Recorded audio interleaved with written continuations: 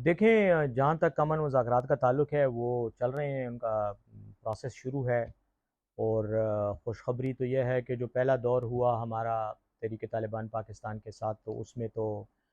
खुशखबरी ये थी कि उन्होंने सीज़ फायर जो है, जंग बंदी का ऐलान किया और उन्होंने वो ऐलान ताहुक्म सानी उसकी तौसीक़ की। तो हमारा यकीनन राब्ता है, जब कोई वाक़या होता है तो हम पूछते हैं उनसे, वो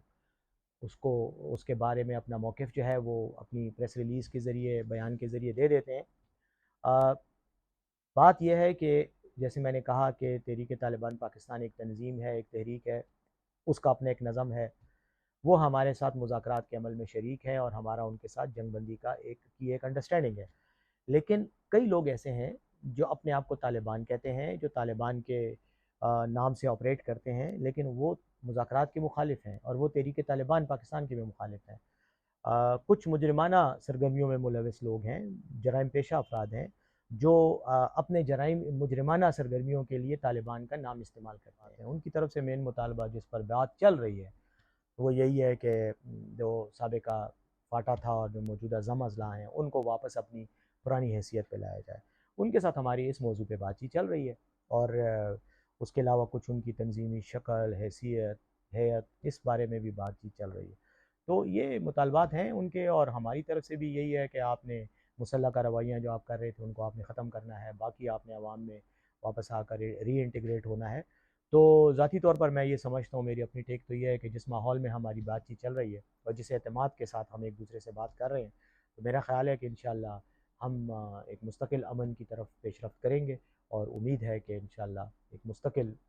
जंग बंदी भी हो जाएगी और अमन भी आ जाएगा। तो जो उनके साथ हैं वो तो उनके साथ तो सीज़ फायर, उनके साथ तो जंग नहीं हो रही। जो उनके साथ नहीं है, उनके साथ हो रही है वो इक्का-दुक्का ये जो पुलिस वालों की टारगेट किलिंग कर रहे हैं, आज भी 2 पुलिस एहलकारों को शहीद किया गया है, पोलियो वर्कर्स पर हमले करते हैं, भत्ते की कॉलें लोगों को करते हैं, इनके साथ हमारी जंग है। और जहाँ भी मौका मिलता है तो पुलिस और कानून नाफ़िज़ करने वाले इदारे इनके खिलाफ कार्रवाई भी करते हैं। एपीएस के वाक़े में मुलविस तमाम किरदार जिन्होंने प्लानिंग की थी, जिन्होंने उस पर अमल दरामद किया था, वो सारी कार्रवाई जो है, उसके जितने भी किरदार थे, जितने भी लोग थे, सब केफ़र किरदार तक पहुँच चुके हैं। हाँ, पूरा ओवरऑल जो तंज़ीम है या जो जंग है, उसके किरदारों के साथ जिस तरह मैंने कहा कि बातचीत हो रही है, यकीनन ये जो वाक़यात होते हैं, इनकी सेटलमेंट भी होती है। और मैं तो कह रहा हूँ ना कि मुज़ाकरात का सिलसिला जारी है, हमने उनके साथ कोई मुआहिदा तो नहीं किया, सिर्फ़ सीज़ फायर हुआ है और वो भी आर्ज़ी जंग बंदी है। तो